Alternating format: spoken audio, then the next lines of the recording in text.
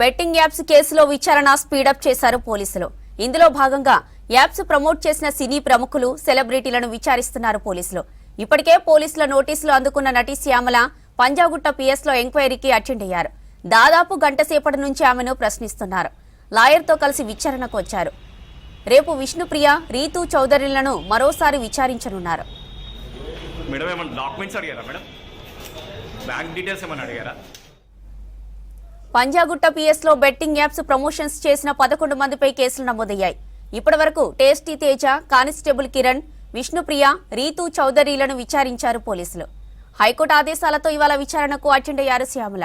వీరితో పాటు సన్నీ, అజయ్, సుధీర్ కూడా విచారణకు అటెండ్ అయ్యే అవకాశం ఉంది. ఇదిలా ఉంటే హర్ష సాయి, ఇమ్రాన్లు ఇంకా పోలీసులకు అందుబాటులోకి రాలేదు.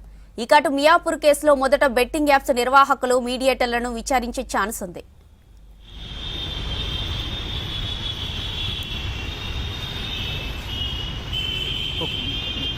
ముందుకెళ్ళి